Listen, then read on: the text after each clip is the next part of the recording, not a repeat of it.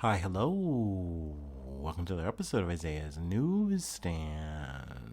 It's your host, Isaiah Edwards.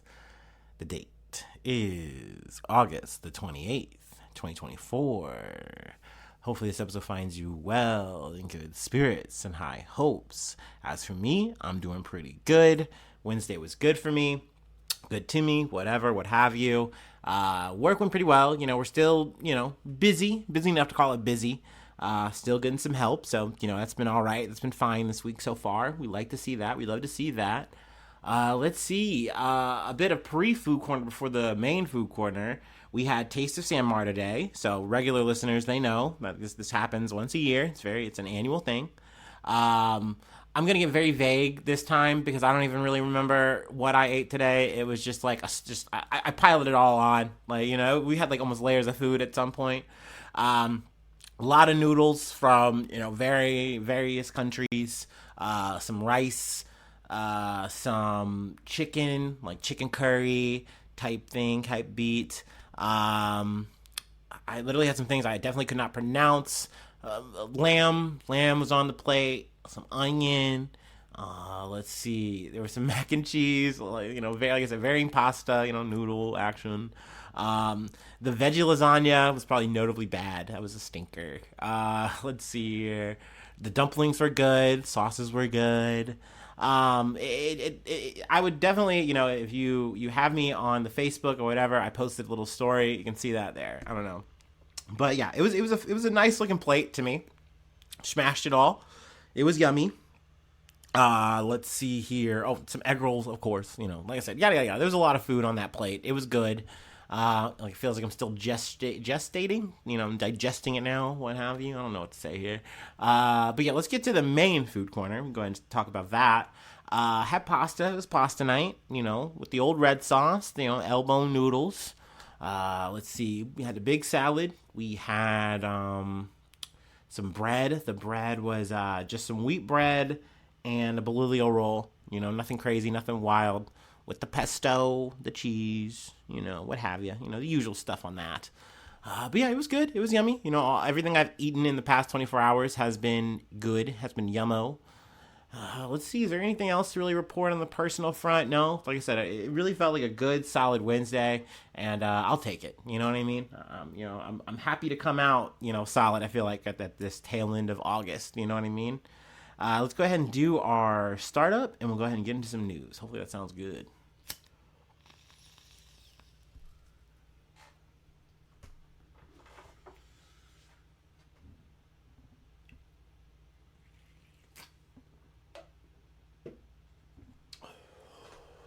Ooh. Okay. From CNN. Israel launches large scale West Bank raid as minister calls for Gaza style operation. Israel's military carried out raids and airstrikes in multiple parts of the occupied West Bank early Wednesday, killing at least 10 Palestinians. Sorry, in an offensive Israel says is its most expansive in years. Which really feels like eerie to me. Like it does not seem any way positive at all. The Israel Defense Forces, or IDF, confirmed it had launched a large counter terror operation overnight with the Israel Security Agency, or the ISA, in areas of Jenin and Tulkarem in the north of the West Bank. Early indications showed a significant combined Israeli operation. Involving drones and bulldozers, military and security forces, 4 battalions of the Israel Border Police, and an elite unit of undercover troops. Video obtained by CNN showed bulldozers tearing up a street in a built-up area of Tulkarem, and also moving in convoy through Jenin. Additional footage released by Israel's military showed what it said was a strike on a militant operations room in Nur Shams, a refugee camp near Tulkarem. Israeli Foreign Minister Israel Katz said the operation had been staged to thwart Islamic Iranian terrorist infrastructure, claiming that Iran was working to establish an Eastern Front, which that just feels like boogeyman talk to me. I'm not going to lie to you. I mean, that's me being speculative, I know, but like they are really pushing on this whole terror kind of situation where it's like, oh, we never know where and when Iran's gonna, strike, and they said they're gonna do it, and I feel like they're playing on that to really be in an area that they should not be in. But there is a second part to this that I wanted to kind of cover. I want to make sure I'm not like skipping anything I deem too important here. Let's see here. Yeah, no, I do want to kind of skip to the next part, something I felt that was really kind of important to talk about, which was the settler aspect of this, which I've mentioned before, but it's always something that is less covered by mainstream media. I'm actually glad that CNN takes the time in this instance to cover it and talk about it. But Israel condemns terror attack by settlers. And I imagine maybe that's why. It's because Israel's coming out and saying, oh, yeah, this is actually bad. We don't like it, even though they are not really going to do anything to really stop it from happening again and again and again. But let's get into this part. As well as raids by the Israeli military, armed Jewish settlers have also launched frequent attacks on Palestinian towns. On August 15th, more than 70 armed settlers attacked the village of Jit, firing live bullets at residents and setting several homes and cars and other property on fire, according to the head of the village council, Nasser Seda. One resident told CNN he had seen some 30 settlers, armed and dressed in black, jumping over the fence to his house, breaking windows and throwing Molotov cocktails inside. So there's often not much you can do in these kind of situations, but to just barely defend yourself, if that, and not to mention, like, if you do try to do anything, you're potentially going to be the one who's in trouble. And let's say they kill you. Let's say they kill one of your family, or they fuck with your property. Who cares? More times than not, nothing happens to them. Maybe there's a situation where they get put on trial. Oftentimes not, like they usually beat the case and it's like, okay, it's fine. You're fine. You're good to go back to, gym pop, even in some situations, like with the situation with, there was a rape case we covered where a Palestinian had been raped and like, well, that was all in the heat of October 7th. So everyone was justified to treat people like animals. And it's like, they literally, at least to my knowledge, nothing happened to that guy. He just, isn't doing any military stuff. The guy who was the main perpetrator, more or less is just getting a TV gig. And this is not a new thing. You know what I mean? That's not something that gets covered. That's something that I have to kind of trawl through, via Twitter to kind of see. So that's why I usually don't, go, hey, I'm going to go out of my way to make coverage out of this specific thing. Often there's always a new story to wind up covering, but it's not lost on me. And it is something that I do want to mention, when I get the chance to. But yeah, when it comes to the settler situation, it really gets fucked up. There's also another thing that's not mentioned in this article, but I had kind of picked up from listening to Start Here today, where there's like this talk of being like, hey, we know that it's established that West Bank is not Gaza. We're not treating it exactly the same. But what if we started? What if we should do that? And they really wanted to equate it to say, hey, what if we want to do more operations like this? Like, there's obviously a terrorist element that we need to handle. So maybe we should start doing evacuations. Maybe that should be more of a norm that we should be setting up here, which right now Palestinians in the West Bank are trying to fight.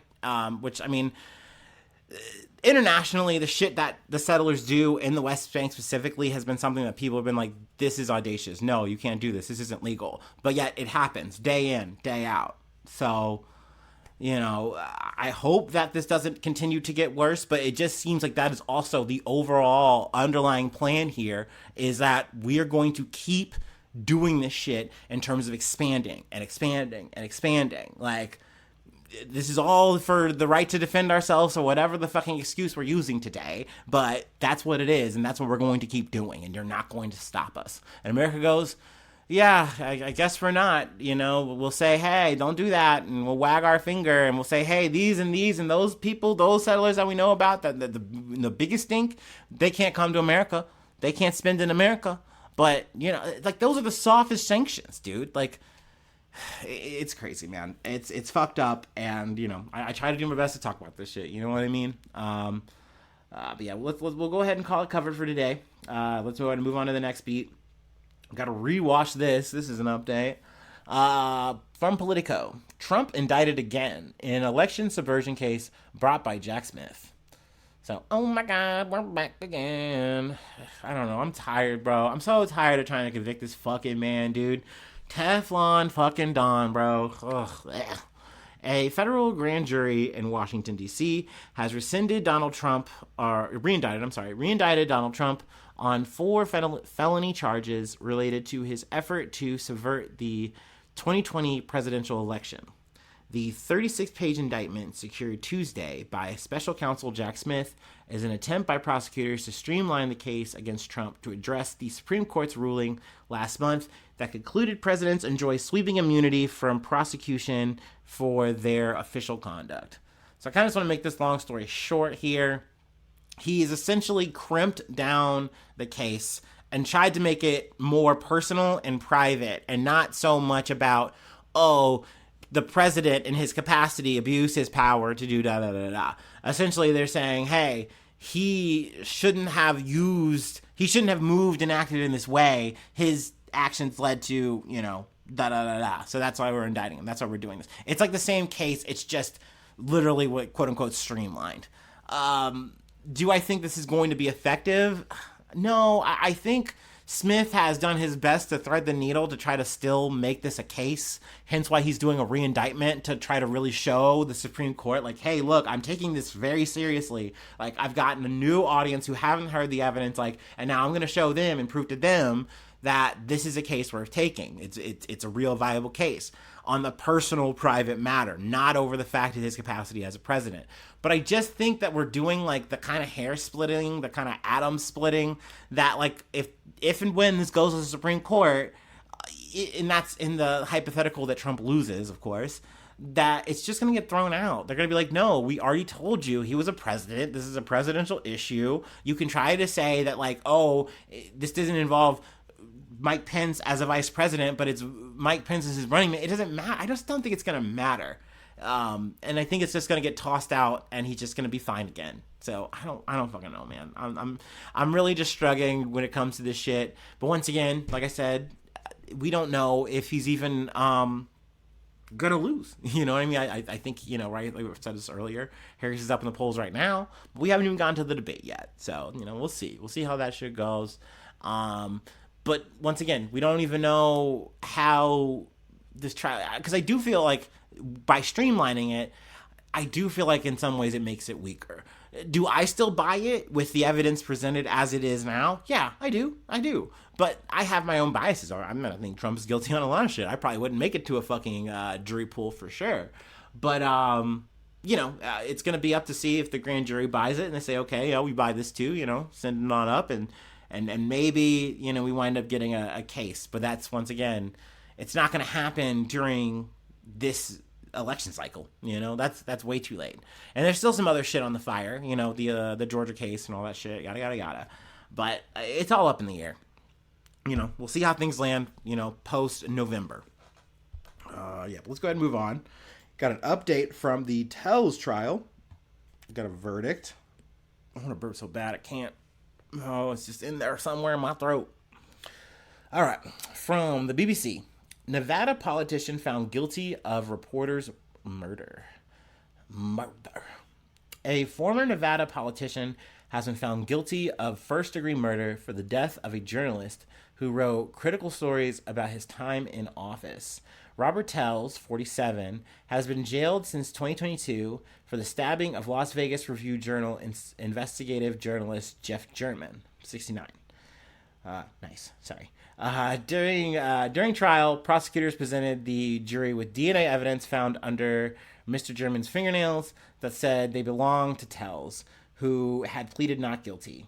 A jury of 12 returned a guilty verdict on Wednesday after deliberating for 2 days. I'm not going to lie, I was kind of surprised it took them 2 days. I felt like this was kind of going to be quick, but hey, maybe it was just them being thorough.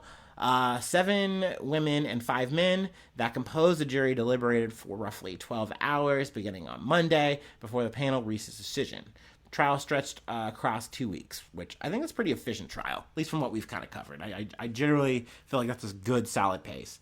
In September 2022, Mr. German was found after he had been stabbed 7 times in the neck and torso outside his Nevada home.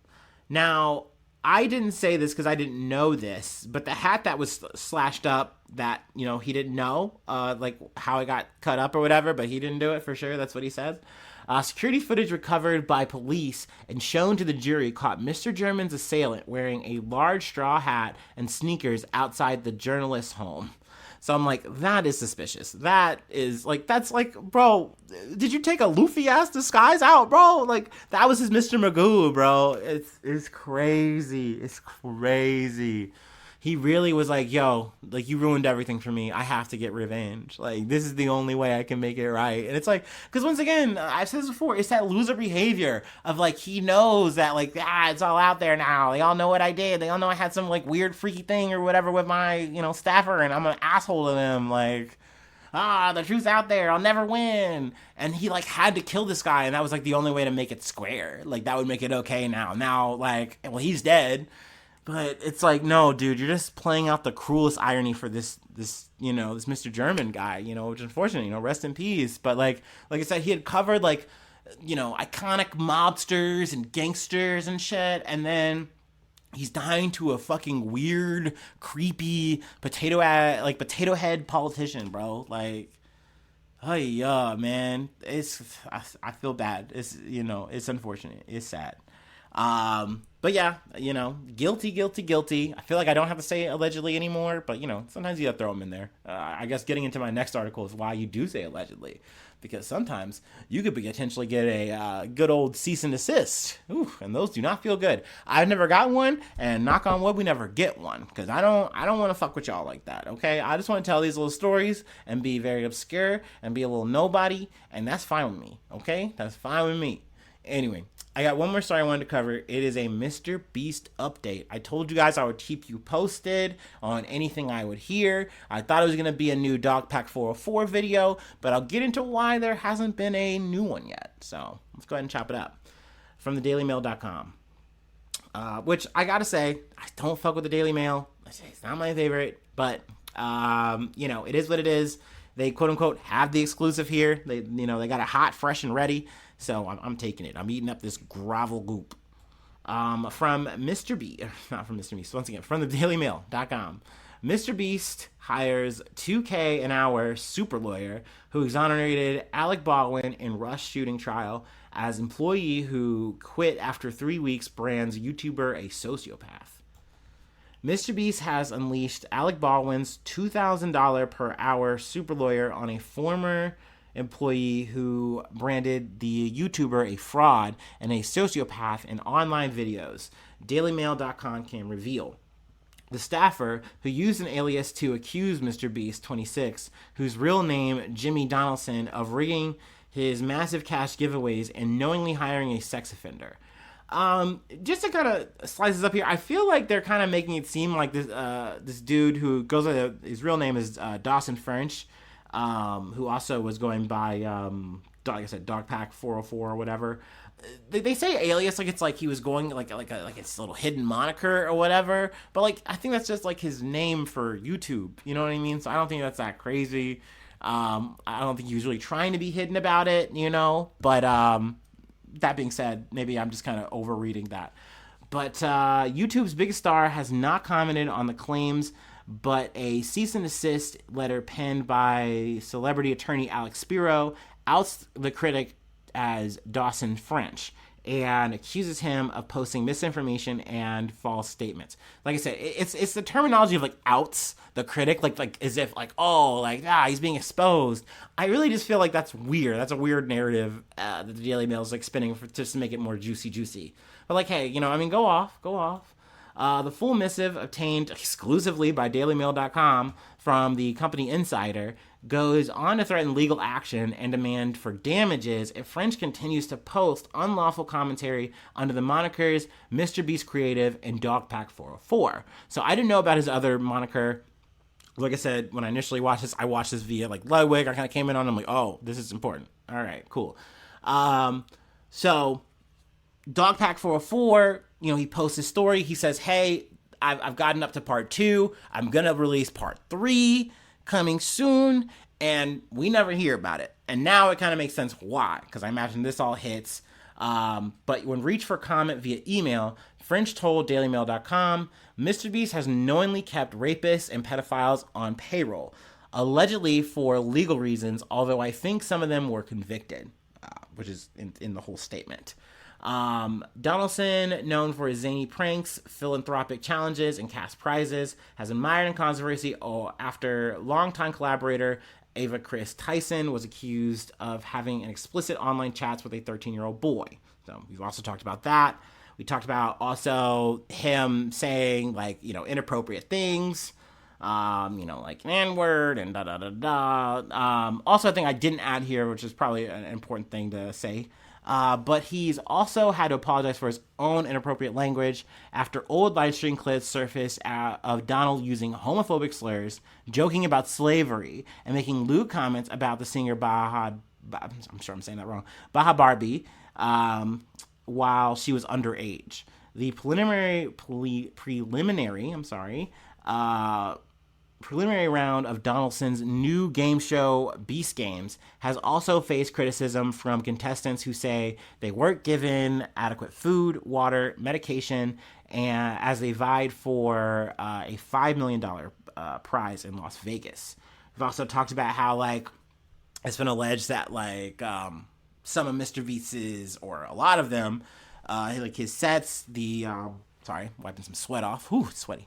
It's hot. Some of his, the content has been faked. Some of the, I don't want to say performances, but competitions, what have you. Bit of staging, bit of setup. Also, talks of NDA are getting thrown around, which makes sense, but y'all know my thoughts on the fucking NDA. Actually, when I kind of found out about this, it kind of gave me a little bit more respect points for French for being like, dude, fucking NDA. I'm going to fucking make this goddamn episode. I'm going to make this fucking video. But let's see here. DailyMail.com understands that Spiro, a partner at Quinn, Emanuel, Urquhart, and Sullivan, is a man entrusted with carrying out an internal audit of the MrBeast empire, which boasts 309 million viewers on YouTube and 103 million on TikTok. The star attorney, whose megabucks clients include Tesla founder Musk, Megan Thee Stallion, and Alec Baldwin, has written to several dozen staffers and ex-employees requesting interviews. His report will determine whether the recent troubles at MrBeast are an indication of a toxic workplace or merely the growing pains of a young business that has expanded exponentially since it was launched 8 years ago by 16-year-old Donaldson, who is now worth a staggering $700 million. I actually like how this is set up because this kind of goes back to what I've been saying whenever we talk about a third-party audit, investigation, or whatever. This is very strange because it's so face up that you have the same guy who is actively now defending you. He's sending out cease and desists to, French or whatever, but he's also handling your audit. That to me seems very suspicious and biased. But hey, I don't know. I'm just an armchair fucking podcaster. I'm not a legal guy. But let's see here. What else do we want to pull from? This is a good quote I wanted to read, I guess.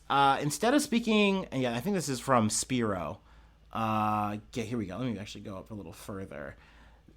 The video seen by nearly 50 million people was not only untrue, but a violation of an NDA signed by French when he joined MrBeast on March 25th, preventing employees from disparaging the company, according to Spiro. In your videos and posts, you have levied false and defamatory allegations against MrBeast and Jimmy Donaldson. His July 31st letter states, "You have no understanding of the inner workings of MrBeast, given that you only spent 3 weeks at the company on a trial basis before you were fired for content even you have characterized as inappropriate." Spiro goes on to claim that French pleaded for a second chance when he lost his job midway through a 90-day trial period, only to spin damaging narratives about the company when he wasn't given one. So that adds like a layer to it. Though I will add personally that once I've heard all the allegations and everything like that, it made me wary. It made me leery. It's like, no. And also the fact that, like, you have Mr. Beast kind of saying one thing to people, like, hey, let's wait for this dog pack video. But knowing you have a guy who's probably telling you, no, we're not talking to anybody. We're not issuing any more statements. We're circling the wagons. So that feels a little two-faced, feels a little shady. I do want to read a bit further, though. The threat of a lawsuit did not deter a second Dog Pack 404 video on August 12th, which claimed that Mr. Beast knowingly hired a registered sex offender. This featured an interview with another ex-employee named Jake Weedle, who alleged, well, there was a known sex offender, a registered sex offender, convicted sex offender on the registry and everything, who worked there. Which isn't a callback to Ava Tyson. It's a callback to like this guy who they call Delaware or whatever, who was like knowingly put on. Like, even it's alleged that even Donaldson knew about it, and he was allowed to be on here. Shit goes down, and they're like, okay, now we gotta get rid of this dude or whatever. But it's like it went on for way too long. So definitely, like I said, you hear these kind of stories, and once again, I said this in the other episode when we last talked about this, it's crazy that there's no like official accountability. There's no like maybe there was an HR department, but there's definitely no HR department that has like a head that has the power to say, hey, hold up, stop. We need to make sure that there are more eyes on this shit, that there are more people being held accountable for this, that, and the third, because this can't be going on. You know what I mean? Real or fake, like, this can't be going on. Like, things got to be taken care of. People have to be eating, all this, that, and the third. People can't be getting harassed sexually or in any kind of fucking way. Like, what the fuck is happening? So it's crazy that there is no accountability here up until now. So that's definitely making me look at Mr. Beast a little different. So yeah. I mean, we'll see how things shake out from here. It definitely does seem like Mr. Beast has definitely kind of pulled out the big guns, and we're not going to see the, hey, I'm going to come out with an actual, like, I mean, he's come out with a statement. He's like, hey, you know, I'm owning up to it. I led this shit. You know, we've made some mistakes. Yada, yada. But it definitely feels like we're not copying to the full shit here. That might be the biggest blanket statement that we're going to get. And that, to me, is definitely unfortunate. So, like I said, we'll keep you posted on any other updates. You know, gonna put up an allegedly here, of course, you know, throughout all that shit. But yeah, you know, I'm a small bean podcaster. I don't think it's that big or that deep for me. But we'll see. You never know. The next thing you know, I'm getting some fucking emails from fucking Mr. Spiro. No, don't do it. All right. This isn't really, I'm not doing too much news here. We're just doing a little closeout. Well, I can call it almost our own personal opening ceremony. That seems trite. I don't know. But let's do our last break. How about that? I'm sweating. My brain is melting. Whew.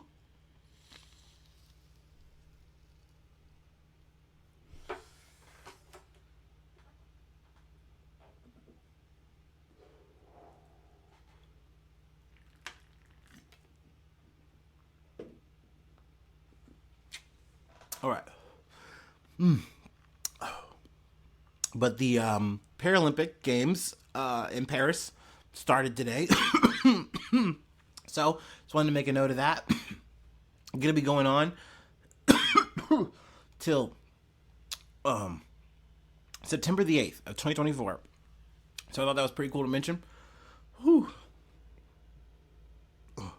There's that burp. We made it, y'all. Whew. Okay.